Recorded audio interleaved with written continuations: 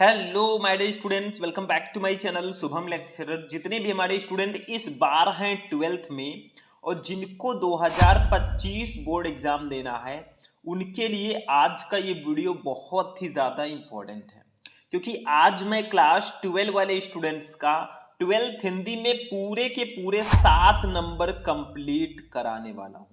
यानी कि आज के इस क्लास को देखने के बाद आपका हिंदी के पेपर में पूरे 7 नंबर कंप्लीट हो जाएंगे, क्योंकि आज के इस क्लास में हम क्लास 12th हिंदी संस्कृत के 6 जो सबसे महत्वपूर्ण पद्यांश हैं, जिसको हम लोग श्लोक भी बोलते हैं, पद्यांश या श्लोक भी आप लोग बोल सकते हैं, ठीक है। इनको आज हम पढ़ेंगे। आप सभी को पता है कि हमारे हिंदी संस्कृत में गद्यांश 7 नंबर का आता है, वैसे ही पद्यांश भी 7 नंबर का आता है। तो आज मैं आपको पूरे जो 6 टॉप वाले हैं, जो हर साल लगभग पूछे जाते हैं, इन 6 के 6 मोस्ट इंपॉर्टेंट पद्यांश को हम एक ही क्लास में पढ़ेंगे। तो बस इन 6 पद्यांश को पढ़ लेना या श्लोक को पढ़ लेना, इससे बाहर कुछ नहीं आएगा। और जैसा मैं बताऊंगा, अगर ऐसा लिख कर आओगे, पूरे के पूरे एग्जामिनर 7 नंबर देगा। वो कहेगा बेटा ये ले, इस पे तेरा ही हक है। और अब की बार तो हमें माहौल बदल देना है, हमें हिंदी में 100 में 95 प्लस लेकर आना है। तो चलो टाइम वेस्ट नहीं करेंगे, हम एक एक पद्यांश को स्टार्ट करते हैं। जितने भी श्लोक मैंने इस क्लास में लिए हैं, सारे के सारे बहुत ज्यादा इंपॉर्टेंट हैं। अब देखो स्टूडेंट, यहां से हमारे पद्यांश की स्टार्टिंग होती है। ये जो पद्यांश जो आप देख रहे हैं, ये वाला श्लोक जो आप देख रहे हैं, आप बता सकते हैं ये किस चैप्टर का है? देखो, ये हमारे 12th हिंदी संस्कृत के सुभाषित रत्नानी चैप्टर का श्लोक है। और जो सुभाषित रत्नानी चैप्टर है ना, इसी चैप्टर से ज्यादातर श्लोक आते हैं, क्योंकि इसी चैप्टर में ज्यादा श्लोक हैं। 2 श्लोक मैंने और भी लिया है अलग अलग चैप्टर से, उसको भी मैं बताऊंगा, ठीक है। तो चलिए देखते हैं। सबसे पहला हमारा क्या है? भाषासु मुख्या मधुरा दिव्या गीर्वाण भारती तस्या ही मधुरम काव्यम तस्मादपि सुभाषितम। मतलब क्या कहा जा रहा है? ये जो हमारा पद्यांश है सुभाषित रत्नानी चैप्टर का है, दिया क्या जाता है आपको कि इसका संदर्भ लिखो और हिंदी में अनुवाद करो, आपको 7 नंबर मिल जाएगा। तो इसको जब हम सॉल्व करेंगे, तो सबसे पहले आप प्रश्नोत्तर संख्या डालिएगा, फिर यहां पे लिखिएगा भाषासु, इसका फर्स्ट वर्ड, फिर डॉट डॉट करके सुभाषितम। लेकिन पहले इसका मीनिंग मैं आपको बता दूं, हिंदी मीनिंग, ठीक है। देखो, भाषासु मुख्य मतलब भाषाओं में मुख्य मुख्य, मधुरा मधुर, दिव्या दिव्य, गीर्वाण भारती, गीर्वाण भारती का मतलब होता है देववाणी, जो संस्कृत है, ठीक है। तो भाषाओं में सबसे मुख्य, सबसे मधुर और सबसे दिव्य जो है वो संस्कृत भाषा है या फिर देववाणी है, ठीक है। तस्या ही मधुरम, और इससे भी ज्यादा मधुर, काव्यम, इसका काव्य है, तस्मादपि सुभाषितम, और उससे भी ज्यादा मधुर उसके सुभाषितम यानी कि सुभाषित वचन है, जिसको हम सुंदर वचन भी बोल सकते हैं। तो उससे भी ज्यादा मधुर उसका काव्य है, और उससे भी ज्यादा मधुर उसके सुभाषित वचन है। बस यही आपको कहा जा रहा है, ठीक है, कि भाषाओं में जो संस्कृत है, जो देववाणी है, वो सबसे मुख्य, सबसे मधुर और सबसे दिव्य है। दिव्य का मतलब अलौकिक भी आप कह सकते हैं, सबसे अलौकिक है। तस्या ही मधुरम काव्यम तस्मादप सुभाषितम, यानी कि उससे भी अधिक मधुर उसका काव्य है, और उस काव्य से भी अधिक मधुर उसके सुभाषित वचन है। अब इसको सॉल्व कैसे करोगे, ध्यान से समझना। सबसे पहले देखो, आपको इसका फर्स्ट वर्ड फिर डॉट डॉट करके लास्ट वर्ड लिख देना है। कोई जरूरी नहीं है कि एक ही वर्ड लिखें, आप 2 वर्ड भी लिख सकते हैं, कोई दिक्कत नहीं है। इससे होगा कि आपके एग्जाम में 2 पद्यांश दिए जाते हैं, आपने कौन सा किया है उसको जानने के लिए तो ऐसा लिखना ही होगा भैया, ठीक है, इसीलिए मैंने लिख दिया है। अब आपको संदर्भ के साथ हिंदी अनुवाद करना होता है, तो पहले संदर्भ लिखेंगे। देखो भैया, ये हिंदी संस्कृत है, इसमें कवि का नाम या लेखक का नाम नहीं रहता, जैसे हमारे हिंदी के पद्य में रहता था, गद्य में रहता था, ठीक है। इसमें सिर्फ चैप्टर का नाम लिखना है। देखो, प्रस्तुत पद्यांश हमारी पाठ्य पुस्तक के संस्कृत भाग में संकलित सुभाषित रत्नानी नामक पाठ से अवतरित है। देखो, यहाँ पे पाठ का नाम आपका लिख गया भैया, बस ये संदर्भ बिल्कुल सही है, इसका नंबर आपको कंप्लीटली मिल जाएगा। अब इसका हिंदी में अनुवाद करना होगा। चलो अनुवाद हेडिंग डालते हैं। वीडियो को आप लोग लाइक करना, चैनल को सब्सक्राइब कर लेना, ताकि ऐसे ही क्लास मैं आपके लिए लाता रहूं, ठीक है। देखो, अनुवाद अब हम करेंगे वही चीज जो मैंने बताया। क्या कहा गया था? भाषा सुमुख्या मधुरा दिव्य गीर्वाण भारती तस्या ही मधुरम काव्यम तस्मादपि सुभाषितम। मतलब भाषाओं में संस्कृत सबसे प्रधान, मधुर और अलौकिक है। दिव्य का मतलब अलौकिक भी कह सकते हैं। उससे अधिक मधुर उसका काव्य है और उस काव्य से अधिक मधुर उसके सुभाषित वचन हैं, यानी कि जो सुंदर वचन या सूक्तियां भी बोल सकते हैं, ये उससे भी ज्यादा मधुर है। बस इतना सा लिखने के लिए आपको 7 नंबर मिलेगा, यहां से लेकर यहां तक लिखने के लिए, देख लो खुद। इसके लिए आपको पूरे के पूरे 7 नंबर मिलेंगे। मतलब पद्यांश हमारे हिसाब से इजी होता है। आप सुभाषित रत्नानी चैप्टर के जितने भी श्लोक हैं सबको पढ़ लो हिंदी मीनिंग के साथ। बाकी एक दो चैप्टर में एक आध श्लोक दिए गए हैं उसको पढ़ लो। अभी मैं बताऊंगा 4 श्लोक मैं आपको इस चैप्टर का बताऊंगा, सुभाषित रत्नानी चैप्टर का, और 2 श्लोक हम लोग पढ़ेंगे अपने अलग अलग चैप्टर के। ठीक है, चलो फर्स्ट वाला समझ में आ गया, स्क्रीनशॉट आप लोग ले लो, मैं साइड में कर दिया मैंने। ठीक है, अब आते हैं मेरे दोस्त अपने दूसरे वाले श्लोक पर। इसको समझो भैया, ये भी बहुत इंपॉर्टेंट है। कहा क्या जा रहा है, कुछ आप ही लोगों से रिलेटेड है, ध्यान से समझना, क्योंकि ये भैया सुभाषित रत्नान है। मतलब सुभाषित रत्नान का मतलब क्या होता है, सुंदर कथन रूपी रत्न। ठीक है, आपको सुंदर सुंदर चीजें बताई जा रही है। देखो दूसरा, सुखार्थिना कुतो विद्यार्थिना सुखम, सुखार्थी व त्यजेत विद्याम, विद्यार्थी व त्यजेत सुखम। मतलब सुखार्थिना, सुख चाहने वाले को, कुतो विद्या, विद्या कहाँ, ठीक है, कुतो विद्यार्थिनम सुखम, और विद्या चाहने वाले को सुख कहाँ। अगर आप सुख चाहते हैं तो आपको विद्या प्राप्त अच्छे से नहीं हो पाएगी, क्योंकि अगर आप कड़ी मेहनत नहीं करेंगे, अच्छे से नहीं पढ़ेंगे, भैया विद्या आपके पास कैसे आएगी। तो वही कहा जा रहा है कि सुखार्थिना कुतो विद्या, कुतो विद्यार्थिना सुखम। मतलब सुख चाहने वाले को विद्या कहाँ और विद्या चाहने वाले को सुख कहाँ। ठीक है, आगे देखो, सुखार्थी व त्यजेत विद्या, मतलब सुख चाहने वाले को, सुखार्थी सुख चाहने वाले को, व त्यजेत त्याग देना चाहिए, विद्याम विद्या को, विद्यार्थी व त्यजेत सुखम, और विद्यार्थी जो विद्या चाहता है, विद्यार्थी व त्यजेत उसको त्याग देना चाहिए सुखम, सुख को। यानी कि सुख चाहने वाले को विद्या त्याग देनी चाहिए और विद्या चाहने वाले को सुख त्याग देना चाहिए। आप ही से रिलेटेड है। अगर आप लोग चाहते हैं मैं घूमूं टहलूं इधर उधर दोस्तों के साथ ऐश करूं, ठीक है, पैसे उड़ाऊं, तो भैया इससे आपके पास विद्या नहीं आएगी। अगर आप वही टाइम पढ़ने के लिए दोगे तो आपके पास ज्यादा से ज्यादा नॉलेज होगा। वही कहा जा रहा है, सुखार्थिना कुतो विद्या, कुतो विद्यार्थिना सुखम, सुखार्थी व त्यजेत विद्याम, विद्यार्थी व त्यजेत सुखम। यानी कि सुख चाहने वाले को विद्या कहाँ और विद्या चाहने वाले को सुख कहाँ। सुख चाहने वालों को विद्या त्याग देनी चाहिए और विद्या चाहने वाले को सुख त्याग देना चाहिए। इसमें भी सेम प्रोसेस करेंगे, सुखार्थिना डॉट डॉट करके सुखम, फर्स्ट वर्ड लास्ट वर्ड, फिर संदर्भ लिखेंगे प्यारा सा। देखो संदर्भ में क्या लिखेंगे, प्रस्तुत पद्यांश हमारी पाठ्य पुस्तक के, देखो पद्यांश के जगह पर आप श्लोक भी लिख सकते हैं, ध्यान रखना, फर्स्ट वाले में मैंने नहीं बताया, लेकिन आप चाहे पद्यांश लिखे चाहे श्लोक लिखे कोई दिक्कत नहीं है। तो वही सेम संदर्भ रहेगा, प्रस्तुत पद्यांश हमारी पाठ्य पुस्तक के संस्कृत भाग में संकलित सुभाषित रत्नानी नामक पाठ से अवतरित है। देखो संस्कृत में पद्यांश हर एक चैप्टर के लिए सेम होता है, सिर्फ आपको जो संदर्भ होता है हर एक चैप्टर के लिए सेम होता है, बस आपको चैप्टर का नाम चेंज करना होता है। अगर आप गद्यांश का संदर्भ लिख रहे हैं तो प्रस्तुत गद्यांश लिख दो और यहाँ पे जो चैप्टर है उसको लिख दो, बस काम हो गया। अनुवाद देखो वही चीज मैंने बताया, सुख चाहने वाले को विद्या कहाँ और विद्या चाहने वाले को सुख कहाँ, इसलिए सुख की इच्छा करने वाले को विद्या छोड़ देनी चाहिए और विद्या चाहने वाले को सुख छोड़ देना चाहिए। अगर आपको विद्या चाहिए तो आपको सुख थोड़ा बहुत तो त्यागना ही होगा, ऐसा नहीं कि बिल्कुल उसी में बिजी रहें। और अगर आपको सुख चाहिए भैया तो विद्या त्यागनी पड़ेगी, और अगर आपको विद्या चाहिए तो थोड़ा सा सुख त्यागना पड़ेगा। चलो इसको हटाते हैं, नेक्स्ट वाला देखते हैं। अब देखो स्टूडेंट हमारा थर्ड वाला जो है इसी चैप्टर का भाई, क्योंकि ये चैप्टर बहुत इंपॉर्टेंट है। देखो इस चैप्टर के मैं 4 तो आपको बता दूंगा, बाकी और भी हैं उनको भी पढ़ना पड़ेगा, और आप लोग सपोर्ट करते रहेंगे, मैं धीरे धीरे सारा बता दूंगा, टेंशन नहीं लेने का जब तक हम हैं। और 2 मैं आपको अलग अलग चैप्टर के बताऊंगा, क्योंकि वो भी कभी कभी दे दिए जाते हैं। ठीक है, लेकिन इस चैप्टर को अगर आपने पढ़ लिया भैया 7 नंबर बिल्कुल कंप्लीट है। देखो क्या है, काव्य शास्त्र विनोदेन कालो गच्छति धीमताम, व्यसनेन चा मूर्खाणाम निंद्रया कलहेन वा।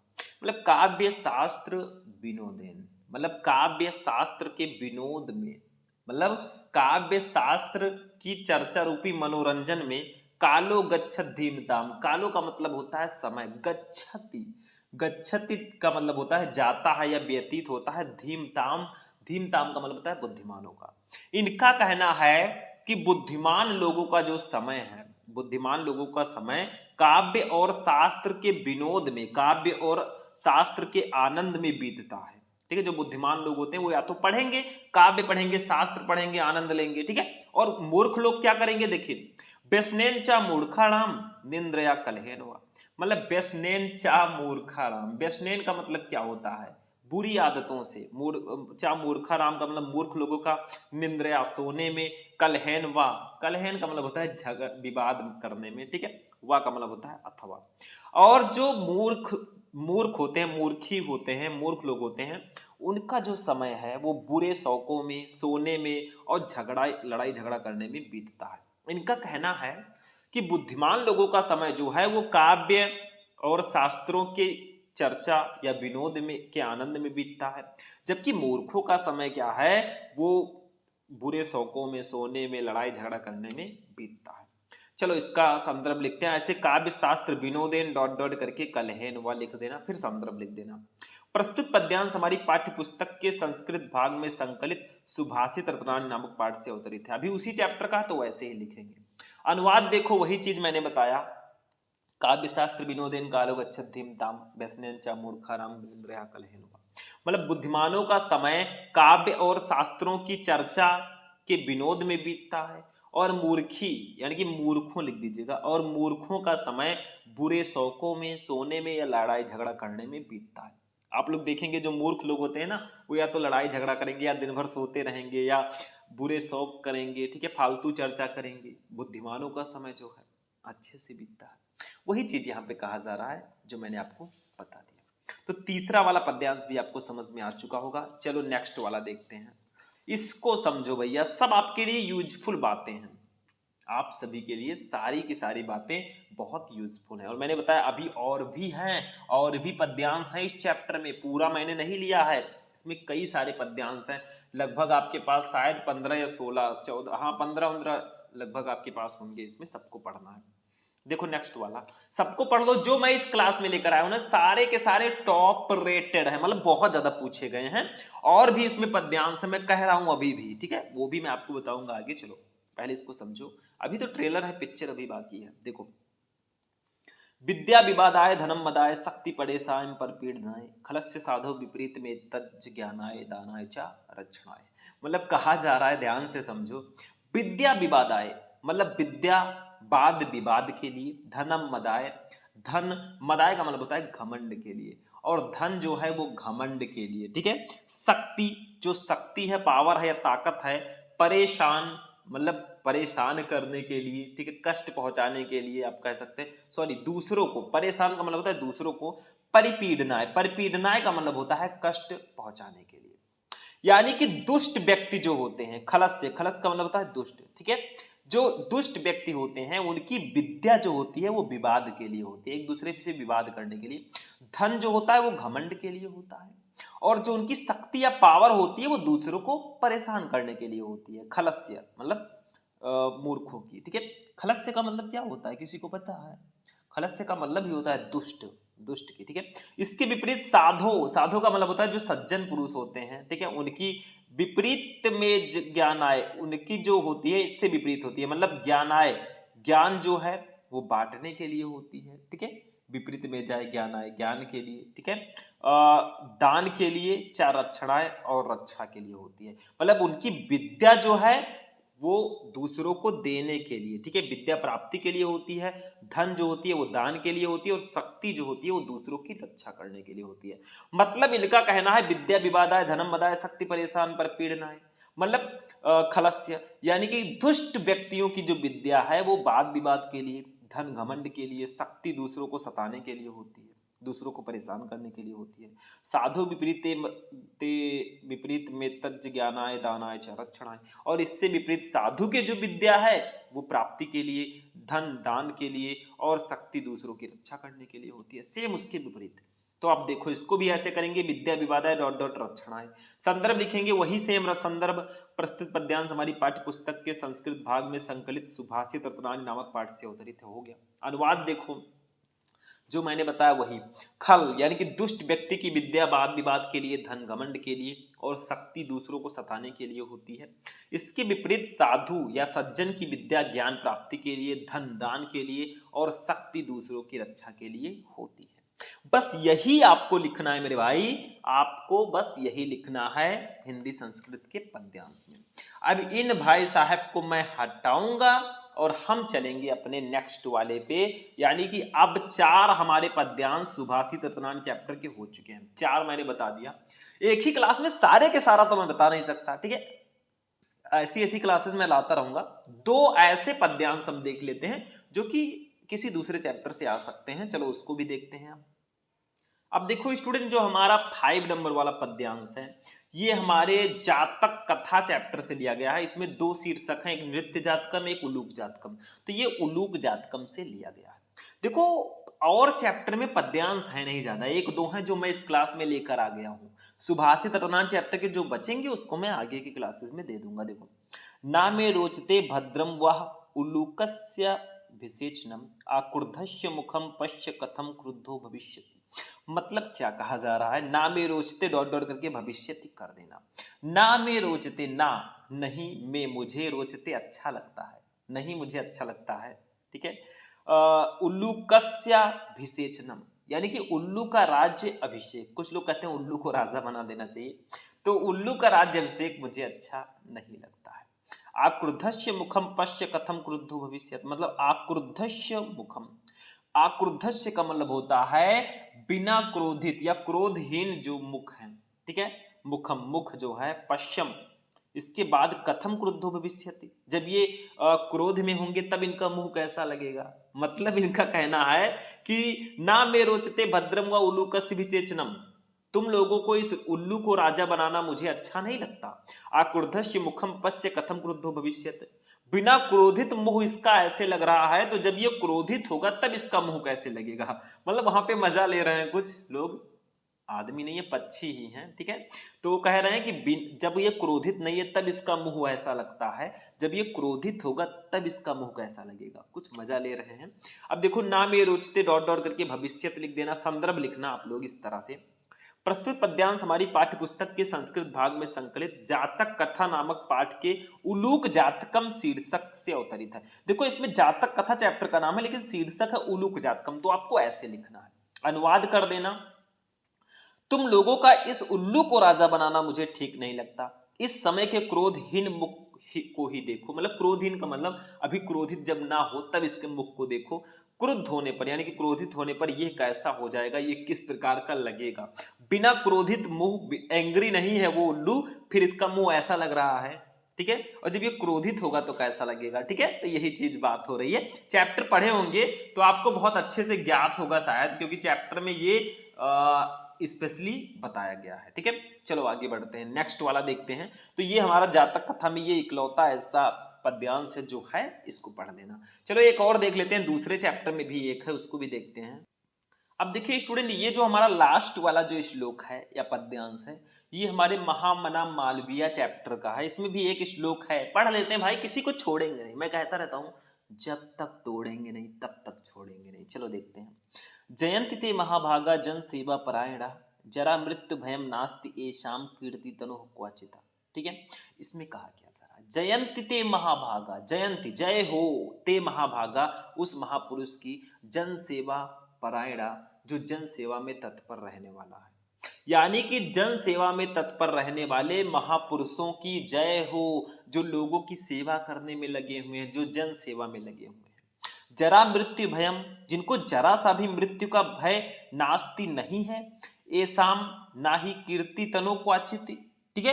कीर्ति तनो का मतलब यश रूपी शरीर को, क्वाचित का मतलब कहीं भी, यानी कि कहा जा रहा है जिनके यश रूपी शरीर को कहीं भी जरा मृत्यु भयम, मृत्यु और वृद्धावस्था का भय नास्ति नहीं है।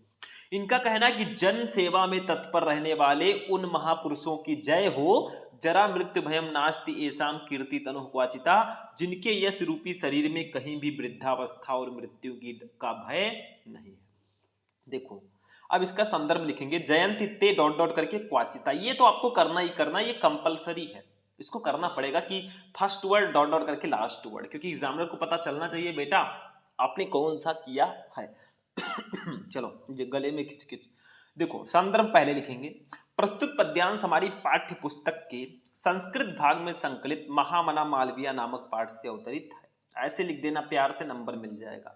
देखो जो मैंने ब्लैक से लिखा है ना, ये सिर्फ मैंने देखने के लिए नहीं लिखा है, ये आपको भी ब्लैक से ही लिखना है ताकि दिखने में सुंदर लगे। और ब्लैक से, क्योंकि ये मेन पॉइंट है, तो इसको ब्लैक से लिखना हो। अनुवाद देखो भैया, अनुवाद वही चीज है, जयंति ते महाभागा जन सेवा परायणा जरा मृत्यु भयम नास्ति एसाम कीर्तितनो क्वाचिता।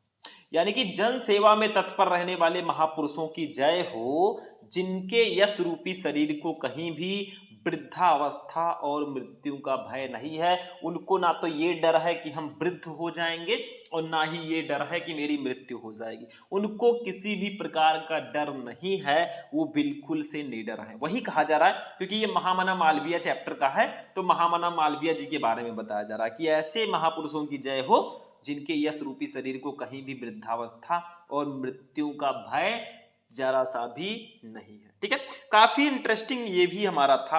तो स्टूडेंट, आज का क्लास आपको कैसा लगा? मैंने आज आपको 12th हिंदी संस्कृत के टॉप जो 6 मोस्ट इंपॉर्टेंट पद्यांश थे उनको मैंने बता दिया। मैं ये भी आपसे कहना चाहूंगा कि पद्यांश हमारा पूरा कंप्लीट हो चुका है, सिर्फ आप लोगों को सुभाषित रत्नावली चैप्टर के जो बचे हुए पद्यांश हैं उनको भी पढ़ लेना है। बाय द वे इसमें से तो आ ही जाएगा, लेकिन आप लोग थोड़ा एक्स्ट्रा पढ़े रहिएगा। तो आज का क्लास कैसा लगा? वीडियो को कर देना लाइक, चैनल को कर देना सब्सक्राइब, ताकि ऐसी क्लासेस मैं आपके लिए लाता रहूं। टेंशन मत लेना जब तक हैं हम। तो चलिए मिलते हैं फिर नेक्स्ट वीडियो में नेक्स्ट टॉपिक के साथ। तब तक के लिए जय हिंद।